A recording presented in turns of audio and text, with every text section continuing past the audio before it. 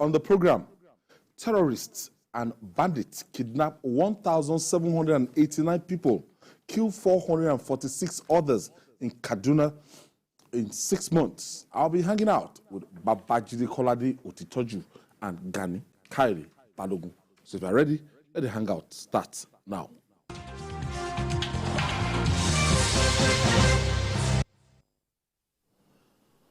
Thank you for staying with us. The National Drug Law Enforcement Agency, NDLEA, remains unrelenting in its onslaught against drug traffickers and barons in Nigeria. As part of the war against drugs, the NDLEA has confiscated 20 billion naira lurched in 130 bank accounts belonging to Lagos socialite and businessman Malisin Ukatu. The agency has also filed 23 count charge against the socialite, who is being held in Ikoyi Custodial Center, Lagos, and its 6 companies for drug dealing. Jide, this is massive. You know, as poverty is ravaging the country, but the rich are getting richer. I imagine this man amassing 20 billion naira lodged in 103 bank accounts. You can't spend that. You can't finish that in your lifetime. 20 billion naira. What will you be doing? And the kind of deals, the kind of deals that they do, the kind of deals that they do, mean that I can spend this in just a matter of days. You know, one big deal begets another. These guys live like they have 2-3 lifetimes, whereas every individual is entitled to one lifetime. You know, he was arrested by the NDLA over a tramadol deal worth 3 billion naira. And you know, they've been going after these people involved in illegal and illicit drug trafficking. So they've also seized a good number of his properties, so they are on interim forfeiture now, 25 of them in choice areas in Lagos. 25 of those expensive Don't forget mansions. Some of these companies, their companies are seen to be legitimate. They register their names and everything. You don't know that it was just a front. Yes. But I'm happy for one thing. The NDLA appears to have to have a very firm grip on the activities of these guys, and they are nailing getting the intel the right. drugs, the cocaine, that largest haul ever, Yes, was said to have brought into our country through the waterways. No, people are wondering how could they have brought something this big. It came in through the waterways, but NDLA got actionable intel, and they pursued it, which led them to such a massive bust. haul. So these guys are being caught by the day. When I was reading what the NDLA chairman was telling the National Assembly the other day, that they are going after our operatives and killing them in anger. It is because of the breakthroughs that the NDLA continues to make against these guys. There will definitely be a kind of backlash. They've never, because of that, the bust. They've never been exposed consistently the way they are being exposed now. So they are now embarking on vengeful attacks on NDLA operatives and all that. And then NDLA chairman is saying now is the time for government to build barracks for NDLA staff so that they and their families can stay there. A situation in which they don't have barracks of their own, they are staying, they live wherever they can find houses.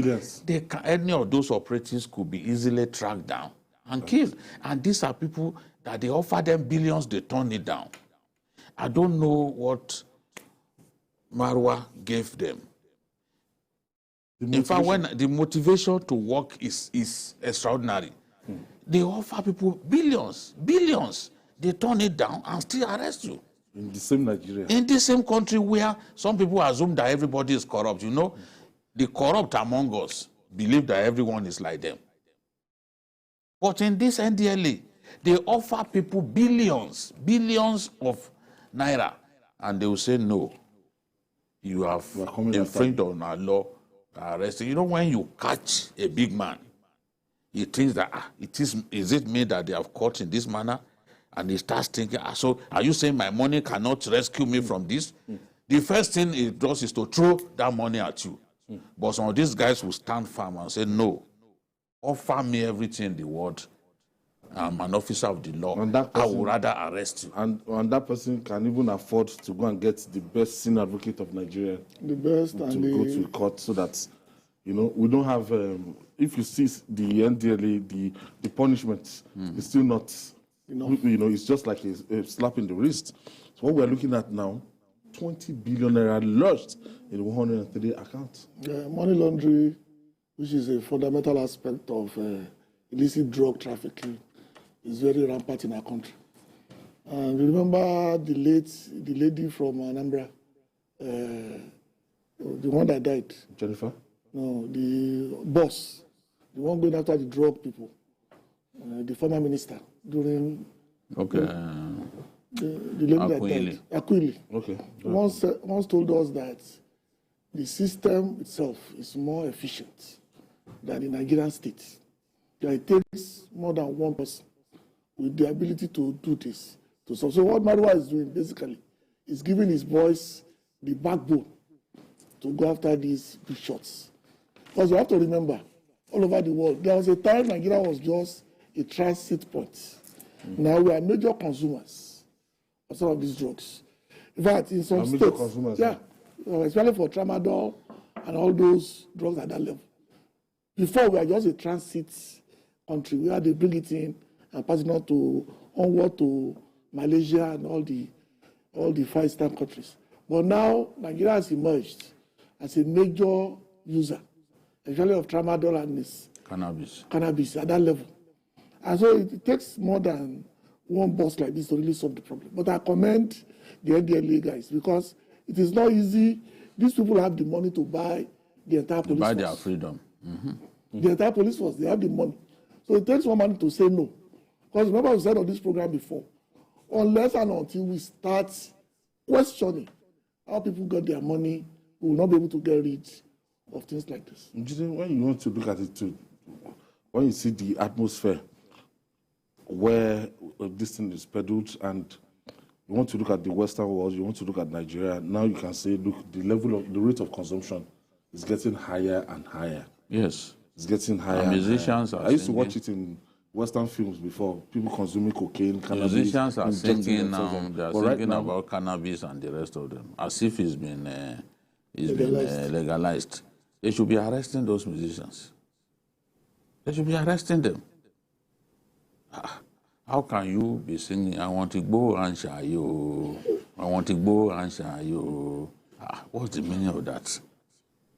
That's what Burna Boy was singing, that he wants to go and share you. And the way that particular song is trending across the world, I don't think he has ever done any song as famous as that. Last. I want to go and share you. I want to go and share you. What is that?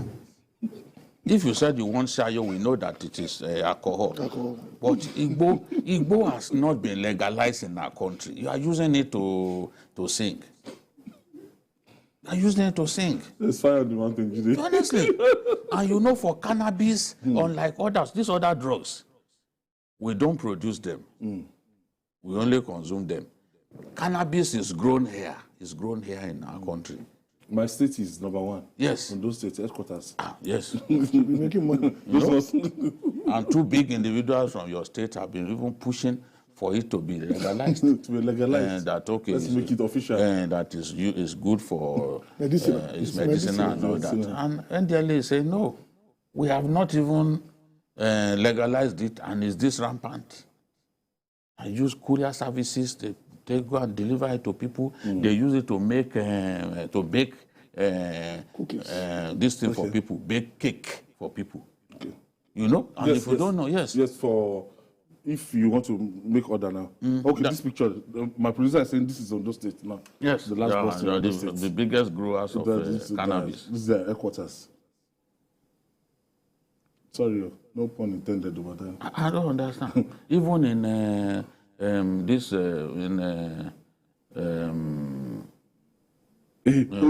Wizkid in his song, okay, Soko, Soko, Soko, Soko, baby, he was also glorifying cannabis. No, it's now the trend. Why won't young people who want to be like those artists also feel like tasting? Yeah. Whatever is making them. And forget to, it's not peculiar to male alone. Huh? No, he can barely open his mouth without talking about cannabis. That's Naira Marley. You know? They proudly even show that they are consumers. Yeah, but I see Portable too in his videos most of the time. No, let's not even talk about that one. That is not. Okay, my producer is saying Naira Marley calls himself Igbo Labi. You see? So this is, we don't even bring Portable into it. We are talking about Grammy Award-winning artist of Nigeria. Okay. Today, Burna Boy was singing in South Africa. 90,000 people were singing that song. That's last. They were singing it after him in a place called Gauteng. And what was he singing? That he wants Igbo and Shayo. You know, these are people who fill arenas. Honestly. You feel Burna Boy filled Madison Square Garden. He is the first to do that from this part of the world. He filled the Madison Square Garden, sold out, and is glorifying consumption of illicit drugs. I mean, these are people. The NDLA has to find a way to reach these small boys. To partner with role models. Yes, because they are damaging lives without knowing it. You can hardly sing without talking about this thing. And you know, even the regulators will say, don't play that music because it's talking about this thing, illicit drug. I know that. If NBC, if they are saying don't play it, now internet, it's on YouTube, it's everywhere. Ballon d'Or. You cannot. Ballon d'Or. That song. Go and listen to it. Burna Boy is also glorifying cannabis. That's the title, Ballon d'Or. I don't even know that. Ballon d'Or. You don't know that's not. You must have heard it. You know? Okay. All right. The situation in Nigeria's aviation sector remains volatile, and drastic measures are required to bring some stability. As such, the federal government is set to meet with foreign airlines operating in Nigeria over trap funds belonging to the international carriers, which has risen to about $567 million. According to data from International Air Transport Association, the umbrella body of airlines globally, the amount is the highest blocked funds belonging to foreign carriers in the world. Anything, we're always number one. Yeah. $567 million. So airlines like Emirates said, look, while you want to sort yourself out, we're backing out, because they were doing maybe they were doing over 7 trips per day. They have a block that is very lucrative. They say, look, no. The Lagos Abuja Dubai route. Well, we are the highest owing in the world. Don't forget, this is not something that happened overnight. This is a accumulation of a lot of money over the years. And simple arithmetic dictates that we seem to have ignored the basic tenets of business relationship. Because when this thing was still 100 million, we had a meeting with these guys. It rose to 250. We were buying tickets, we were paying now. Our frequency is very high. Nobody does that. But it doesn't stop you from paying these people as when due. Because normally, I think they do that every quarter. They meet together, they do reconciliation, and they pay them 3 weeks after. But we've been running this money for almost 6 years that they've not been paid a couple. It's that bad. That means they've been running the Nigerian route basically on Agbaduawa. This is exactly what is happening. And this is not the kind of regulation that we thought we'll have from a CBN that prides itself in solving our problems. Because don't let us forget, we have the highest frequency of flyers on this continent. The highest. More than South Africa, more than Morocco, more than even Egypt, that has a turnover of about 300 flights per day. The number of people, volume of people that we transport from Nigeria to Nigeria is higher than everybody else. So that's why the money is this high. And so that's why we should not waste our time holding on to funds that is not our own. Now we run out of dollars and they can talk all they want. Unless a majority of this money is paid before December, maybe only Arik or Peace will be flying out of Nigeria internationally. This is affecting everything now. And for the airlines, if Emirates is backing out, I wonder Yes, others will eventually decide to leave the Nigerian route. A very lucrative route. But you are in business to survive To make money. and to make money. If staying on that route compromises Can't be evacuating your the money. goal of setting up a business, you are going to take the Cut your best losses, decision. You yeah. cut your losses and move on. I can't You know? continue on promissory notes. Yes, you can. Look at when they were talking about they said 1.8 billion or so across the world. That's IATA was talking about, I think 1.8 billion. Nigeria alone, 567 out of that amount.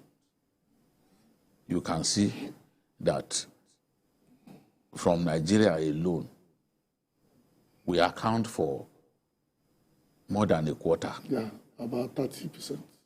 More than a quarter of the entire blocked funds On the global, from all over the world, because IATA is a global body. So it's from us alone that 567 billion has come out of 1.8.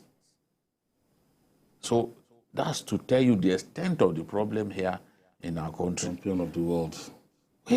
And it's coming at a time when you can't get up from here and say, oh, my son that is in Canada, I want to pay his school fees. I want to look for dollars to pay his school fees. Where will you get it? The kind of crisis that we are facing with the dollar. I think last night my friend called me that it was 910 to $1. yes. I don't know. Yes. Because I don't know what we're always it is talking today. about the amount they sell. But I'm particular about how much you buy. If you want to use your naira to buy $1, that one would have gone up the that scale. would be more than that would then be more than 910. Yes. Because the amount It's over that you 1,000. bought it is not the amount that you are likely to Yes. sell it. It's And you more also want to expensive make to buy profit. To buy when you can So even if see you to have- buy. If you have children abroad, you have to How buy. do you pay the school fees? If you want to pay school fees, you have to buy. We are just behaving like we want this thing to collapse. And it's already businesses. How about Why people, would legitimate businesses? why would foreign businesses come into our country? As in, Look at what you gain when foreign businesses come into your country. You make money, access to training, greater know-how. It comes in employment for your people. Look at a company like MTN, for example. MTN accounts for nearly maybe about 3% of Nigeria's GDP. MTN alone. Now, Direct impact. yes, the tax that MTN pays as a big corporate concern, the tax that they pay is humongous. So when you are able to attract big foreign portfolios into your country stands to gain a lot. Look at grocery direct and chain. indirect employment. Grocery chain like ShopRite, they were not here before. They came here, and even the area where they are, the whole place is beautiful. Yeah. modern. They're living in droves People, now. you see now, even the malls were not there before. See all these big companies, when they come here, we make money, whether they are oil companies or even they are into commodity sales and all even that. fast You make food. money. Fast food, like KFC, Kentucky Fried Chicken, they are here. People, at least they will employ your people. And they will pay tax to government. So we must not be doing things that will push those investors away. Every country desires... This is discouraging now. Every country desires these investors to come in because they know what they gain when these investors come in. And that's why you see people, countries saying we are opening up to the world. You see, when you are watching CNN, you see some of these countries advertising to people, come into our country. You know, our country is a place of limitless possibilities and all that. Come in, you have a lot to gain. That's the way it should be. But if people have no confidence or guarantee that they can repatriate proceeds from their ticket sales, how do you expect them to enjoy not just coming here or even doing business here? So this proceeds will have to be repatriated in naira, in dollars. Yes. Yeah.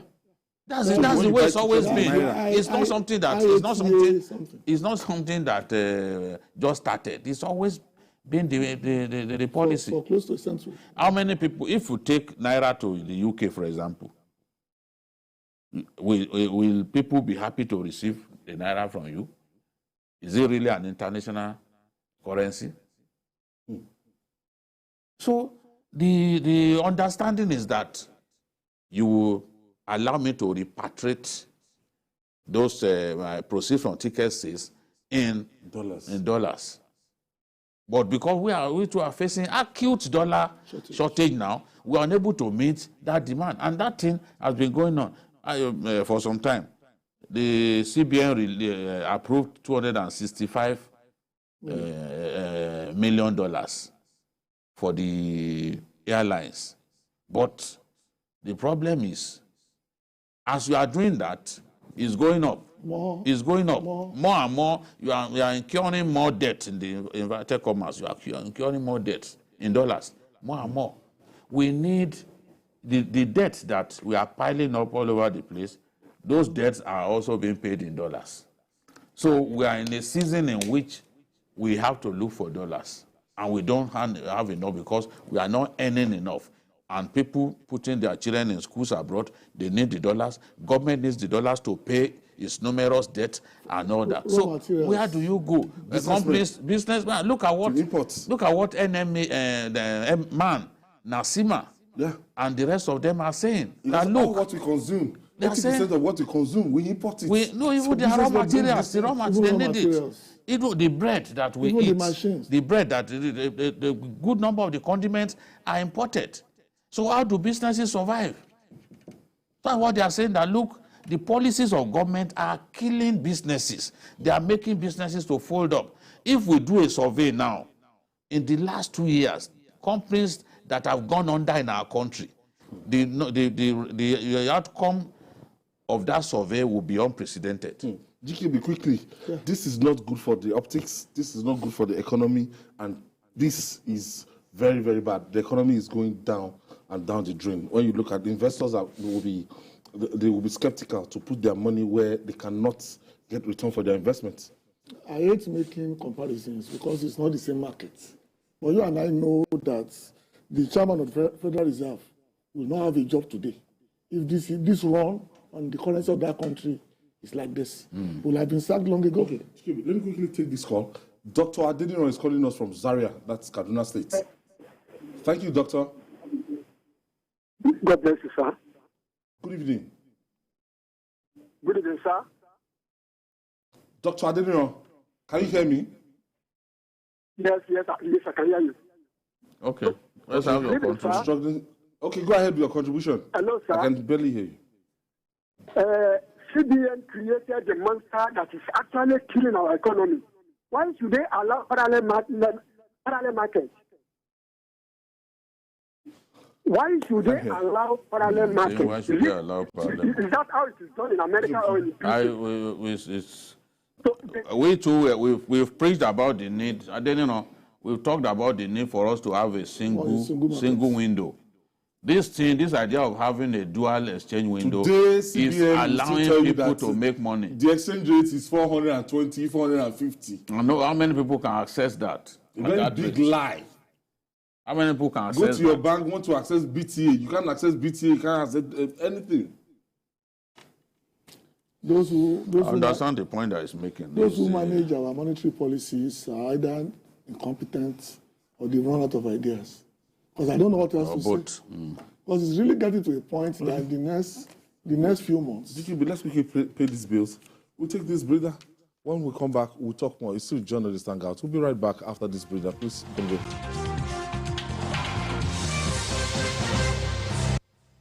Good afternoon, sir. Please, I need a room to rent in your house. Okay, where do you work? I'm a nurse. That means you won't owe me rent. Congratulations, young lady. You have yourself a house. Well, thank you so much, sir. So, how much is the rent? 90,000 naira. Oh, but wait, where are you from? I am from Akamata. Akamata what? Akamata in my house? If you know how you got into my house, please get out right away. My spirit and that of Akamata people don't have anything to do together. Sir, what have I done? Your people from Akamata are known for bad things. That is what they represent, and you can't live in my house. Just get out right away. What's going on? Leave my house, young lady. Yes, our differences extend to our languages, culture, food, and even belief. But we are bound together by the cord of love. With one heart, with one voice, we will make Nigeria a hub of greatness, a place where the people live as one. This message is brought to you from the Center for Democracy and Development, CDD, with support from the UK government.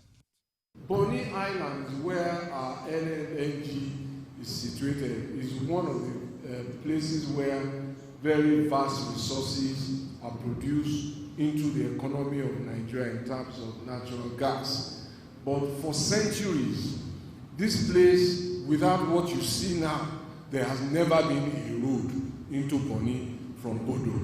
This is a river state. There has never been a road for centuries. This is the island, Opobo area, where the famous King Jaja Opobo used to dominate centuries ago.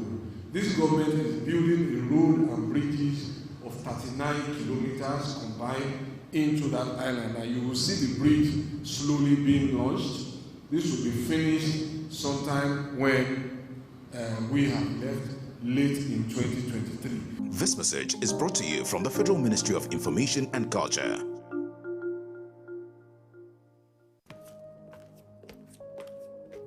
Showing up in style inspires great confidence. IVM G5T appeals to class.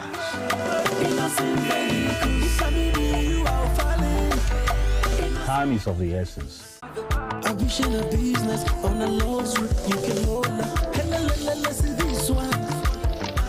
IVM carries always stealing the show. Isn't she beautiful? Influence defines a great leader. IVM Seriki is Africa's commute king. Strong, reliable, and durable. With the concept of regionalization, Innocent Vehicle is committed to satisfying its customers with producing their everyday dream cars. IVM, pride of African roots.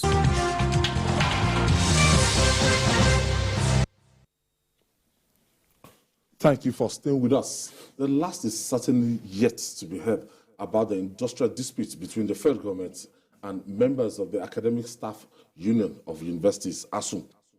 A new crisis is brewing between the two over the issue of no work, no pay, and payment of half salary to university lecturers.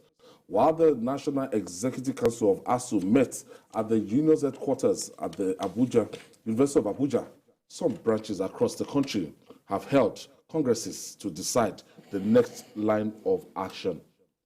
Really, the federal government, as we said earlier today, that reminds me of Fela's song, When Trouble Sleep, this half salary thing. Yes, it's not just called off this strike. It's not up to months now. A full month, yeah. And they went to courts, and the Court of Appeal ruled that they should go back, to the classroom. So some of these universities, they've been watching ever since that time. And we have credible information. We've spoken to our friends that are lecturers and everything. We've seen pay slips that reflect the payment of October. And backlog was not sorted. And they paid, how do they call it? PRC work. Prorated. So it's a shame that this is happening, because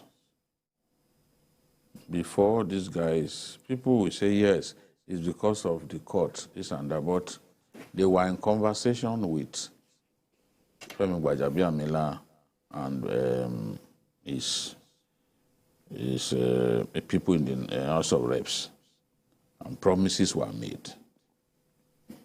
Those promises encourage them to say, okay, let's drop our hardline stance. Let's end this strike. And what I tell people is,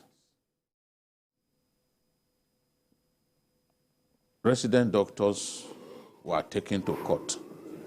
Did they obey the court order? They were taken to court. They did not obey the court order. In the end, we had to negotiate with them, and the strike ended. And you did not withhold. Did they get this system? You did not withhold their salary. You did not withhold their salary. It's on record that for the period that NMA went on strike, they were paid. And they are not the first. People go on strike in this country. This is not the first time NMA will be going on strike. It's not the first time that the resident doctors will be going on strike. They were paid. And you did not say, okay, you are doing this thing for the only, you did not say you will not pay them for work not done. Why are you selective in the case of ASUU if you have not personalized this matter? Why are you? It's let people check. These doctors went on strike. You paid them their wages. Are they not workers like ASUU? What is the difference? What is the difference? Why personalize this issue? They are both important in the scheme of things. Even those who became doctors were trained by teachers, university teachers. So you cannot say teachers are not important. You may be setting up universities all over the place for political reasons. You turned setting up universities to constituency project. Yes, you are doing that. But it doesn't diminish the value of teachers and the value of university teachers in our country and in our world. Why have you chosen to be selective in the payment of salaries to people who went on strike? They are not the first to go on strike. And they will not be the last. Why did you pay doctors?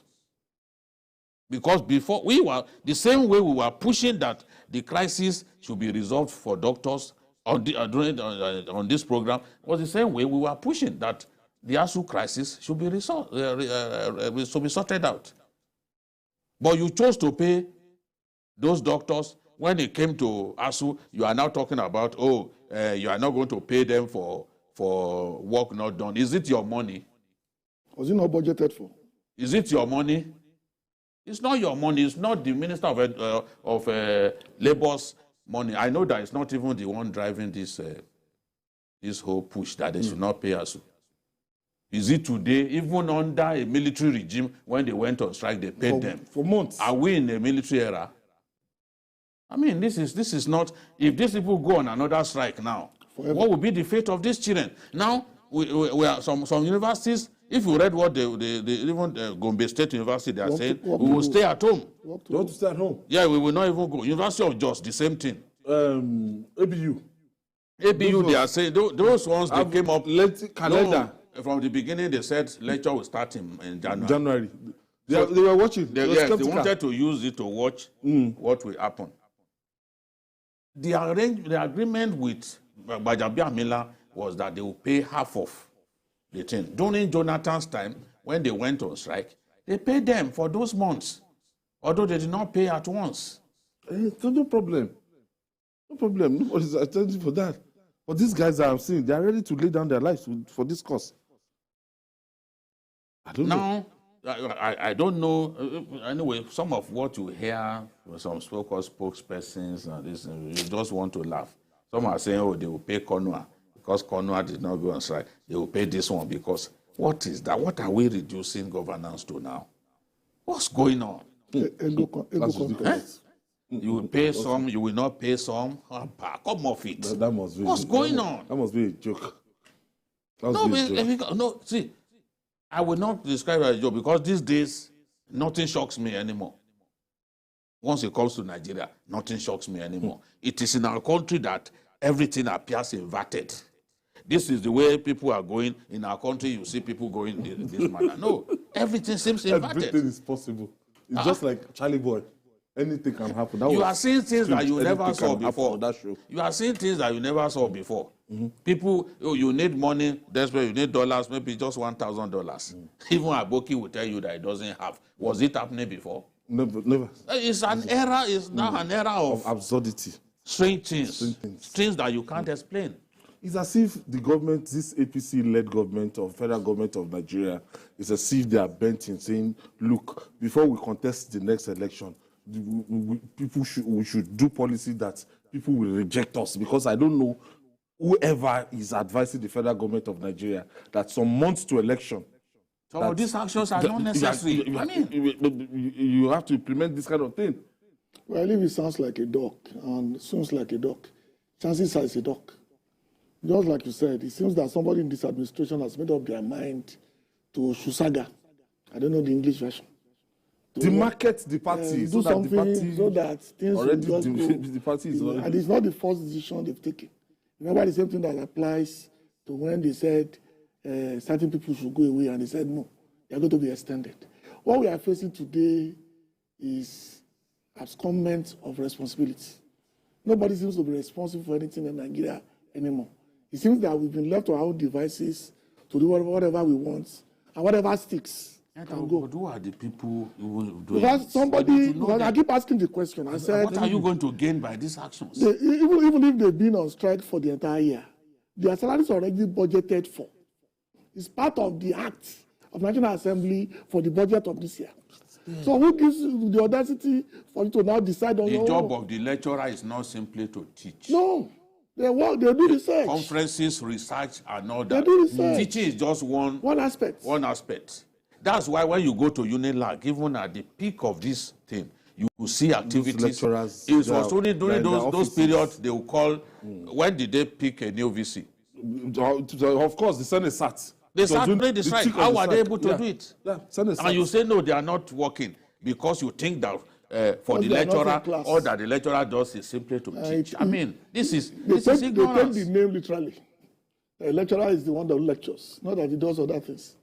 I think we have a problem. Even during the military era, we see these things, and we see that anytime they want to end the strike, that no punitive action will be taken against any of our members. Always say that. It's always even part of it. Nobody is going to be victimized as a result of this action. In 1988, we were told for 6 months. That was the longest strike in history as of that period. They were paid. You didn't know that they will break record. Like there's no record. That's not up to that point. Nobody has done 6 months. 96 months. People came back with pregnancies. 6 months. A lot of people traveled out. Just learning. Because nobody thought it could last that long. People said, okay, just let's go for holiday. Let's go to London. Let's go. We'll be back in 3 weeks. 6 months. But Babangida, and yet. But he paid. They paid. He paid. And that was nobody's as foxy as the Babangida. Yet he paid. So, Jide, we are going to be at the vanguard of this thing so that the federal government will not allow these people to go back to resume that strike. See, in Osun, because of this action, young people voted seriously against the APC. Young people. Remember that... the demographic, yeah. You remember even the people who were saying, look, you are saying you have no network. You don't want to post... that will give you data. We'll give you hotspot. What are you talking about? Young people. INEC has told us that the rate of the number of young people that registered this time was higher than previous years. It's reflected in the demography. So the breakdown. There can be only one reason for it. They are frustrated. A lot of them, they are not happy. Out of frustration, they want to speak with their votes. And if we continue to provoke them, it's not going to be good for the ruling party. We need, and they need to talk to themselves. We are journalists who will say what we think is right. Because at the end of the day, look, you are not a politician, you just want the best for your country. I don't know who initiated this. Now, some people may not know the implications of what is going on and the ripple effect that it may have. With just about how many months to the election? Just how many months? Roughly 4 months to the election. You can't, there are certain steps that you can't take at this point. Certain steps. So if you stoke the anger, because if these guys get angry and they say they are going on strike again, a fresh strike, how will young people, some of them who are excited that they are back at school, how will they take it? They will speak with their votes. You know? And already the ASUU chairman was telling people not to vote for APC. When he said that, we said, oh. And I didn't want politics to come into this at all. Yeah. It's something that should not be all the time politicized. that we've been talking about, we just say, let's just do what is right. Just do what is right. But in not doing what is right, in not doing what is right, you can actually hurt your party. That is the point. People in PDP, they don't like it when I say these things. That's why some of them say, oh, you are APC. You advise them. You tell them to do what is right so that they won't lose election. I'm telling you the truth. What some of them say when they come to my... They see this strike like a strategy so that... They wanted it to continue so that they can reap bountifully from it. And these people in Abuja don't seem to even understand what's going on. This should not be an ego thing. You are not going to be in government forever. I look at the Minister of Labour. It's not going to be there beyond the era of the president. All right. And finally, it is said that only the person who wears the shoe knows where and how it pinches. The security situation in Kaduna State comes to mind. According to the state government, about 446 persons were killed, while 1,789 others were abducted within 6 months in the state. This was contained in the security reports presented to Governor Nasir El-Rufai by the State Commissioner for Internal Security and Home Affairs, Samuel Aruwan. Governor El-Rufai, who spoke on the reports, said efforts are ongoing to improve security in the states. Let's share the story by TVC News' Lupa Ason with you.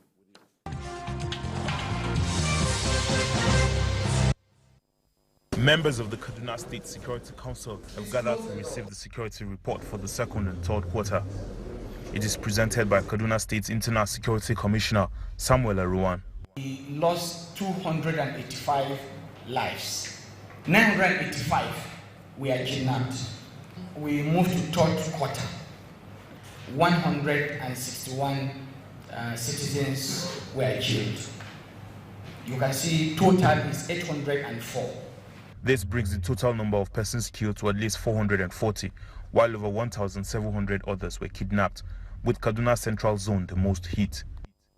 Military offensive against bandits also yielded positive results. Several bandits were killed by ground and air strikes as troops raided their camps. At least 27 bags of fertilizer meant to be used in the production of improvised explosive devices were also seized, according to the commissioner.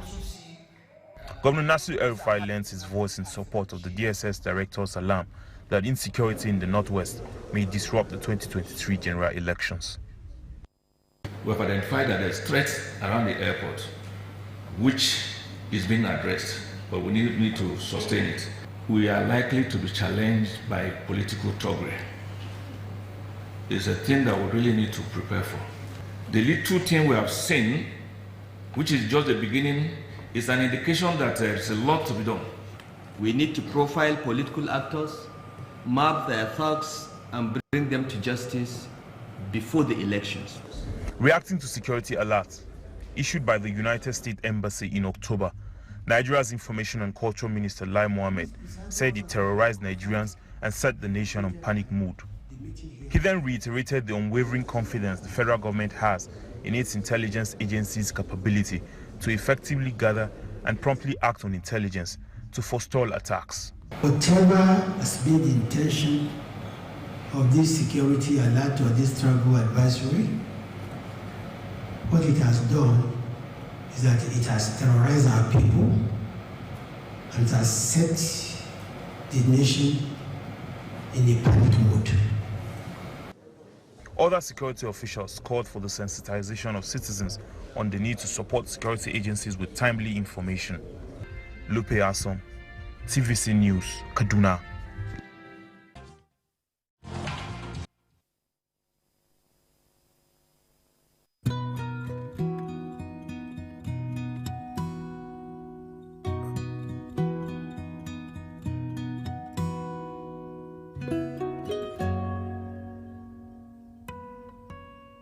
this blessing be yours forever to keep a calm and peaceful sleep. Removes mosquitoes so you can sleep a calm and peaceful sleep. Good night, Electric. You and your hair go through a lot. The heat, rain, chaos. It's a non-stop war against total breakdown. But just like you, your hair can stay strong no matter what. Mega Growth Break Free Daily Leave-In Strengthener for all hair types is infused with a unique blend of natural oils and conditioning proteins that helps protect your hair. Mega Growth Break Free, your daily defense against breakage.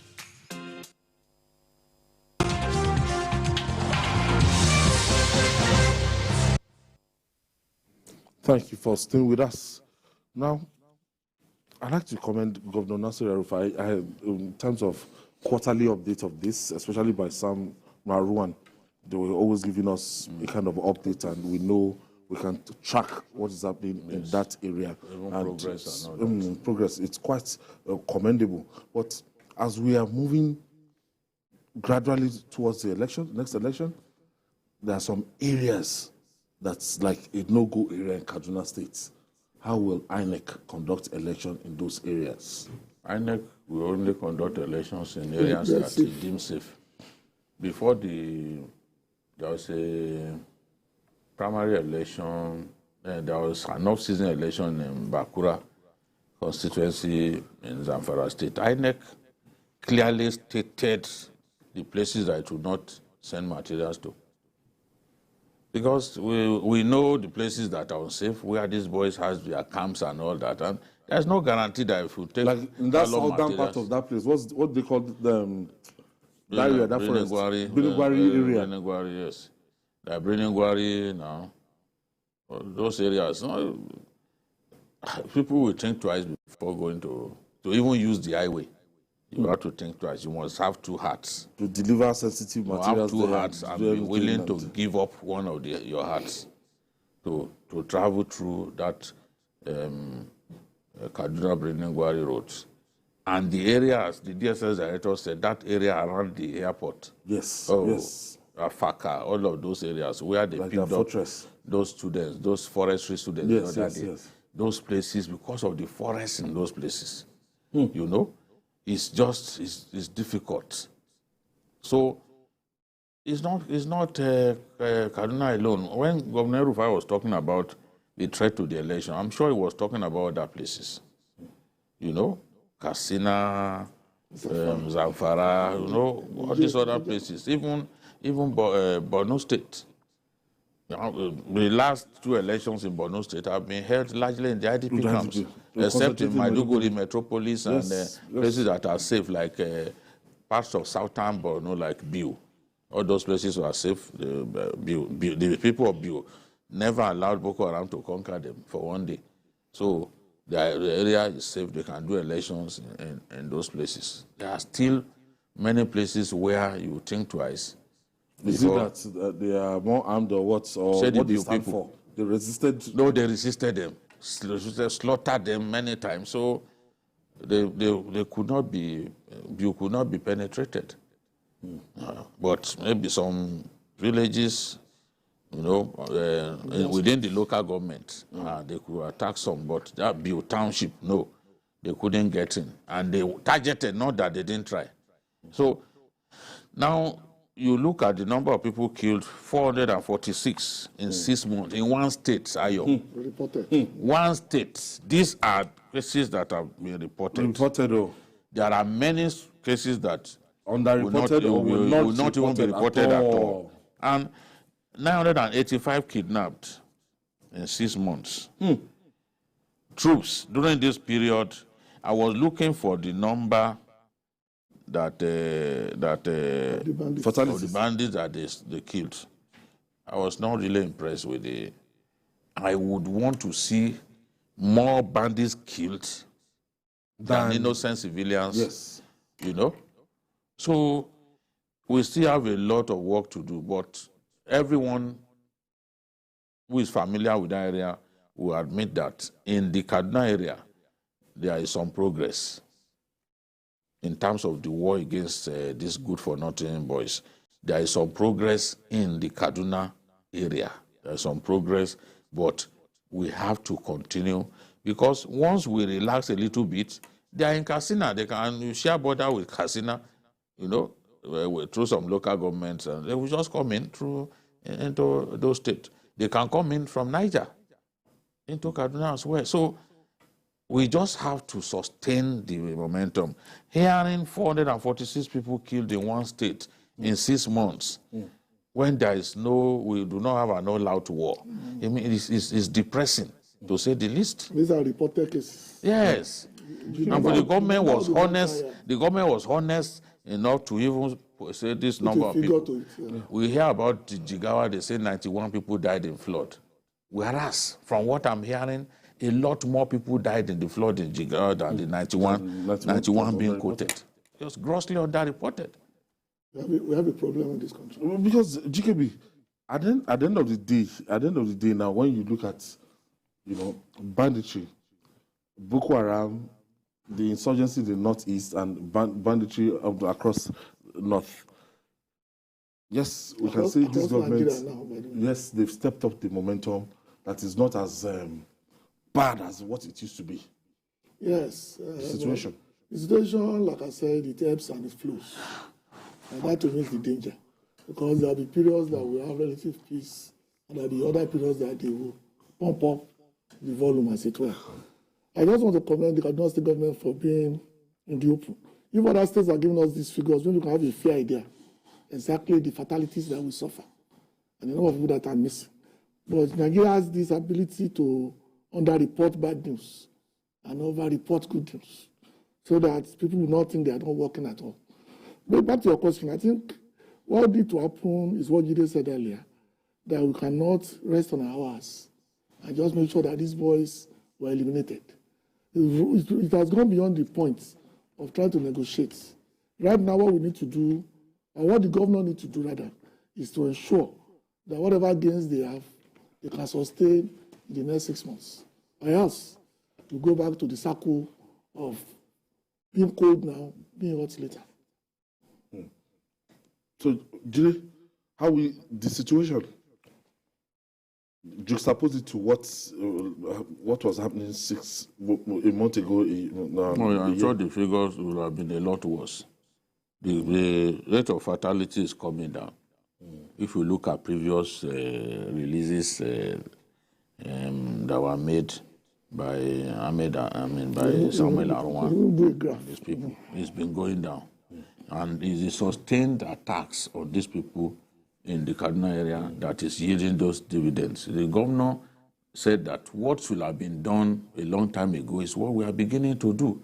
The push against those insurgents and the enemies of the state, the push is a lot harder now than that time. It was like we afforded them the luxury of roaming our forests and killing our people for fun.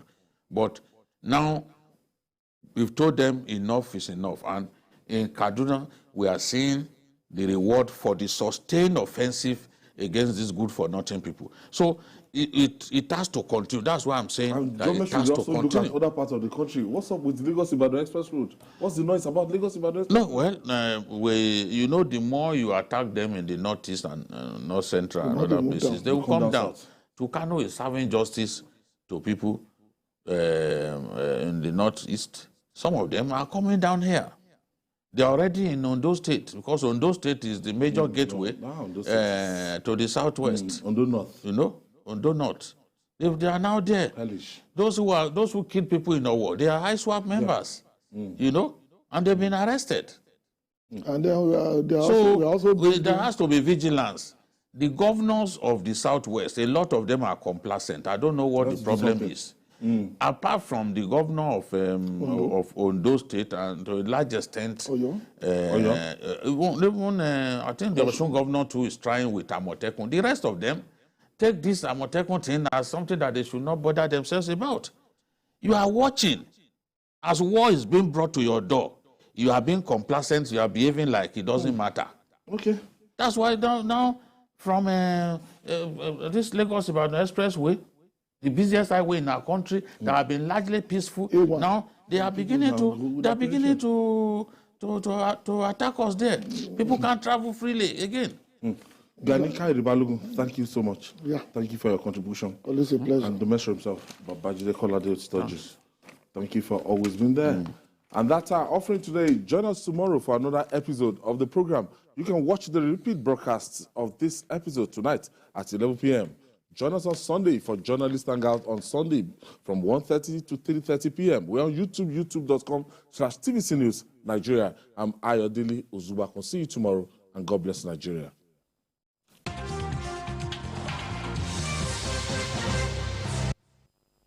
The following is a paid presentation by ShopX TV. Black Friday is here, and ShopX TV is proud to bring you a very special offer. We all know the benefits that come from eating a healthy, balanced diet, but sometimes that's not always easy. Until now. ShopX TV is proud to introduce the NutriBullet, the must-have kitchen item of the year. Here's how it works. First, add spinach for fiber, berries for antioxidants, and some banana for potassium. Add water and watch how the NutriBullet completely breaks everything down. Even almond nuts, cashew nuts, and tiger nuts have been completely broken down. The NutriBullet is not a blender. It's not a juicer. It's an extractor, a crusher. It's a grinder with a 600-watt motor combined with bullet cyclonic action that forces everything into its extractor blades, breaking down, pulverizing, and crushing stems, seeds, and skins, and releasing all the essential nutrients trapped inside. Tired of using blenders that are difficult to use and produce poor results? Yuck! Watch this as we compare a normal blender with the NutriBullet. The normal blender struggles to get through to the finer ingredients where all the nutrients are stored. But watch the NutriBullets just absolutely crush everything you put in. Stems, seeds, skins, nothing is spared with its 600-watt motor blades and bullet cyclonic action. There's simply no contest. There's so much you can do with the NutriBullet. And there's always something for everyone in the family, no matter your age. Even the kids benefit from a healthier diet, so start them early. The NutriBullet comes with everything you'll need to get started on your path to health and wellness. Want to make your favorite stew in record time? Watch as we pitch a normal blender against the NutriBullet. The NutriBullet simply annihilates everything with speed and ease. The great thing about a NutriBullet is that it delivers to you every nutrient that your body needs. I love the NutriBullet. I use it every day, and it's a great way to stay fit and healthy. The global best-selling NutriBullet is now available in Nigeria, exclusively from ShopX TV. You could be paying up to 120,000 naira for a blender that doesn't even break down and pulverize the stems, skins, and seeds. But wait! ShopX TV is proud to offer you a very special black, giving you up to 34,950 naira. Amazing! And that's not all. Place your order now and we'll deliver your NutriBullet for free. But hurry, this exclusive ShopX TV offer is for a limited period only. So, call now while stock lasts. The proceeding was a paid presentation brought to you by ShopX TV. Politics is defined as getting what, where, when, and how. But in the mix, many things come to play to shape the political fortune of any country. Honorable Minister, that's how you misinform the public.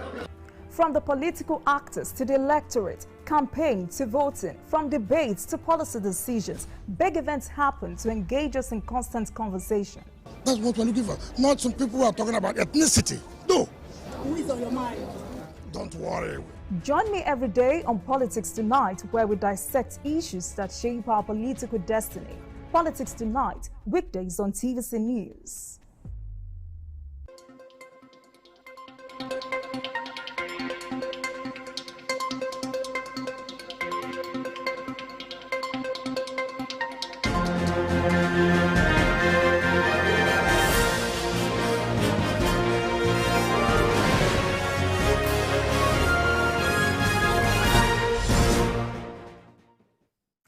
Hello and thanks for joining us. This is TVC News at 6. We'll begin in the United Kingdom, where the trial of former Deputy President of the Senate, Ike Ekweremadu, by the Central Criminal Court over an alleged organ harvesting has been moved from May 2023 to January the 31st, 2023.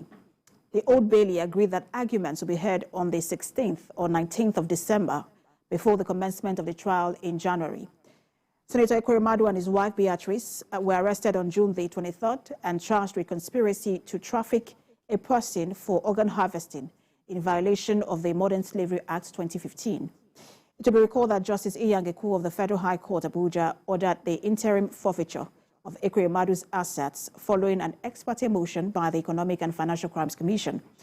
The Igbo social cultural organization Ohaneze Ndigbo Worldwide described Justice Iyangeku's ruling as hasty and a selective judgment. And back here in Nigeria, Ondo State Acting Governor Lucky Ayedatiwa has sworn in the new acting chief judge of the state, Justice Olusegun Odushola. He replaces Justice Williams Akintoroye, who recently bowed out of service as the state chief judge. The acting governor, while inaugurating the acting chief judge, and said government will continue to support the judiciary in the administration of fair and equitable justice for all and sundry. He added that executive will remain in his resolve not to interfere in the duties of the acting chief judge. It is a joyous thing that the office of the chief judge of our dear state is vacant due to retirement, not death. That we are not here because the outgone chief judge was unable to perform the functions of this office due to unforeseen issues. My brother judges, the bar and other interests in steering the ship of the judiciary to an enviable shore in my tenure as the head of the institution. With the help of God and unified support of my brother judges and the entire staff of Ondo State Judiciary, whose esteemed contributions and hand of fellowship I can always rely on, I will forge ahead in actualizing the greatest strides in the Ondo State Judiciary. And now to preparations towards the 2023 elections. And the Chief Justice of Nigeria, Justice Olukayode Ariwola, has sworn in members of the Election Petition Tribunal at the National Judicial Institute in Abuja. The CJN urged the judicial officers not to treat their assignments with levity, warning that he will not tolerate any form of judicial recklessness. The exercise kicked off a 4-day capacity workshop for the justices and members of the tribunal that will end on Thursday. And in order to forestall conflicting rulings by the tribunals, the appeal court compiled a case management system, which is a document that will serve as an additional guide. President of the appeal court, Justice Monica Dongba-Mesem, Chairman of the Independent National Electoral Commission, Mahmoud Yakubu, as well as justices of the Court of Appeal, among others, were at the event. The Supreme Court has adjourned till November the 25th for judgment to determine the validity of the governorship primary election conducted by the People's Democratic Party in Adamawa State. This comes after the exclusion of Abubakar Waziri from participating in the election. Judiciary correspondent Celestine Area reports. Justice Kekere Eku, who led a 5-member panel of the Apex Court, adjourned for judgment after parties in the suit had adopted their processes. Abubakar Waziri has, through his counsel, challenged the judgment of the Court of Appeal, which dismissed his appeal, on grounds of him lacking the local standing, since he was not an aspirant in the Adamawa State PDP governorship primaries held on 23rd May in the state. The appellate court held that the trial court was right to have dismissed the suit for want of jurisdiction. All political parties have the power to set out rules by which they conduct their primaries. What happens during the screening of candidates is an internal affair of the party. On 18th July 2022, Justice Obiora Ikwato dismissed the appeal filed by Mr. Waziri on grounds that it was an internal party matter, and as such, the court lacked the jurisdiction to entertain it. Mr. Waziri had sued the PDP and INEC over his disqualification by the screening committee of the party in preparation for the Adamawa State governorship race in 2023.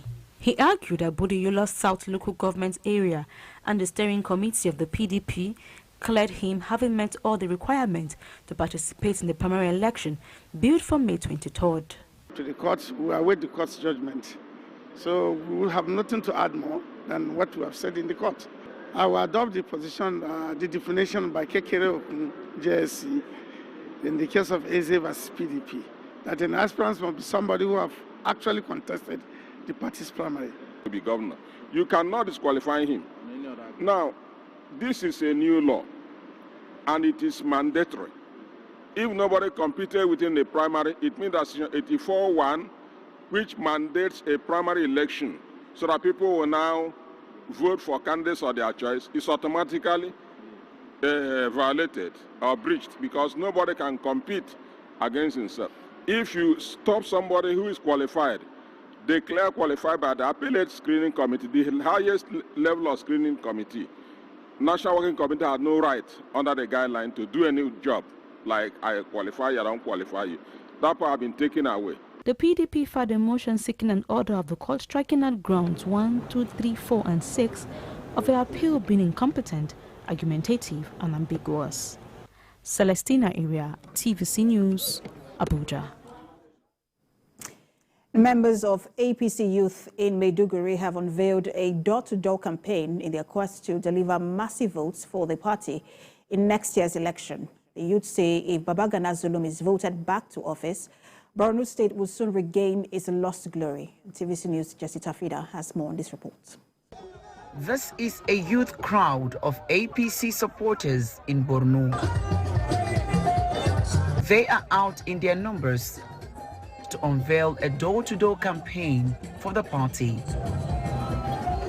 Their starting point is the Maiduguri Bolori roundabout, occupying major roads in the city center. Holding placards with different inscriptions, the youth's key message is vote APC for good governance. He says we are out today to show our solidarity and unflinching support to Governor Babagana Zulum and the APC. This became necessary because of how he has transformed and uplifted our living standards. From security to livelihoods, Borno has had its best in the last 3 years. Zulum is the man of the moment, and we will campaign for him with all our resources. We are supporting Governor Zulum and presidential candidate Bola Ahmed Tinubu and the Vice President of Nigeria, Senator Kashim Shettima, and our senators, 3 senators in Borno, 10 House of Representatives, and 28 House Assembly members. As the group marched through the streets of Maiduguri, they continually chant solidarity songs. She says, we the women of Borno have seen the impact of Zulum's leadership style. He has given hope to the widows, supported them with livelihood support. He has also given scholarships to our orphans. We are always having cause to smile because Zulum is our leader. We are proud to have Zulum as our governor because he has demonstrated doggedness and selfless leadership. We know that many states in Nigeria are craving to have him as a governor, and that is why we are out here to campaign for him. Members of the APC youth say they will ensure to reach all the nook and cranny of the state capital to further mobilize support for APC's success in the 2023 general elections.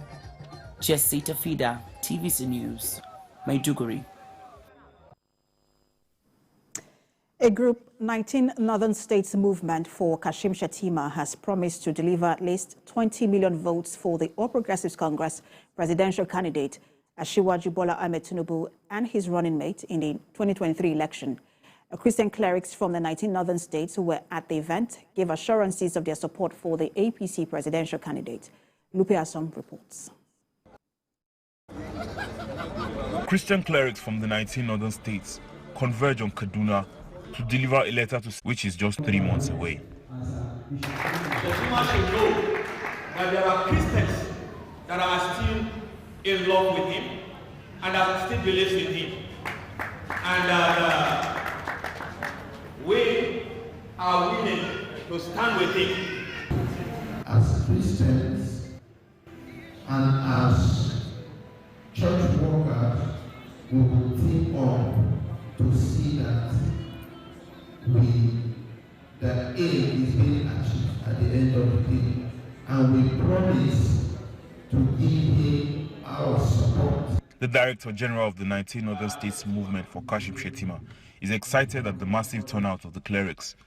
He believes with their support, the presidential candidate of the APC can be assured of at least 20 million votes. This is the first group that meet them and ask for their support. They are all gathered here across the 19 Northern States. They are supporting this our movement. And I believe with them, we are going to achieve our goal.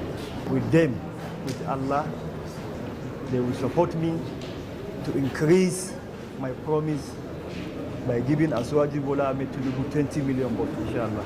Some of the clerics insist that the Tinubu Shettima ticket will go a long way to reset Nigeria and set it on the path of peace, progress and unity. Lupe Ason, TVC News, Kaduna.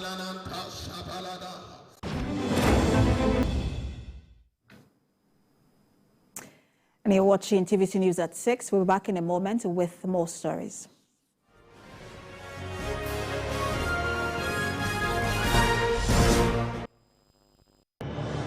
It's always a great morning on the TVC Breakfast Show. Thanks for joining us on TVC Breakfast. With the array of stories that matter and what's behind them. As you say, the first blow indicates the direction of government. Tell us what really is going on between your union and the federal government. Once it's generated, you don't use it, it's waste. We are not even sure whether we have a strategy for security. Are you saying that there was nothing wrong in that? Was he the one driving the taxi?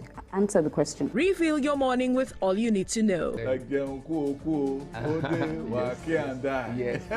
just mundane lyrics. Yes. How does that fit into your scheme of events or duties right now? No chief of staff, no general has the right to call a governor to order. The governor has been elected by his people. Start your day right, because this is the breakfast show that adds to your breakfast. TVC Breakfast, weekdays at 7 a.m. only on TVC News.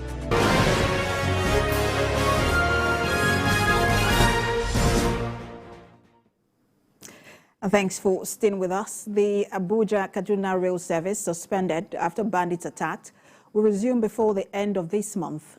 The Minister of Transportation, Muazu Sambo, revealed this while giving the scorecard of his ministry in Abuja.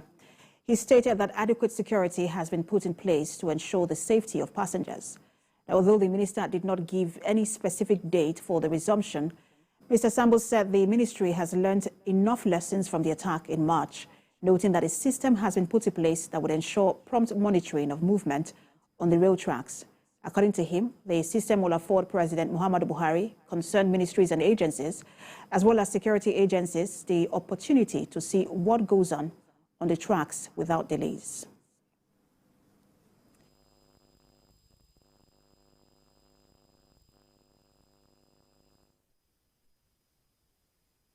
In other news, the National Emergency Management Agency has handed over relief materials to Edo State government to support persons affected by floods. The Deputy Governor, Philip Shaibu, who received the items on behalf of the state government, called on the federal government to dredge the River Niger to prevent a future occurrence. Paul Ezenwa reports. The current humanitarian crisis being experienced in the country is described by many as the worst in decades. Some communities in Isako Central, Isako East and Eastern South local government areas of Edo State recorded huge losses with buildings, farmlands, schools, livestock, markets and places of worship destroyed and many people rendered homeless.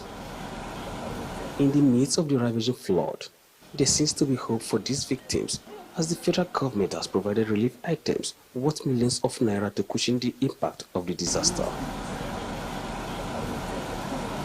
The food and non-food items delivered include rice, beans, maize, salt, vegetable oil, tomatoes, mats, mosquito nets, toilet soaps and clothes. Director General Research and Forecasting NEMA Headquarters, Haija Fatima Kasim, who represented the Director General, said President Muhammadu Buhari's special intervention of assorted grains are from silos. So the items, I want to brief His Excellency's indulgence that the items be immediately shared to those that were affected by the recent earthquakes. Deputy Governor Philip Schwaibo appreciated the gesture and urged the federal government to find means to avert such devastating floods in the country in the future. We want to thank Mr. President for these items and also the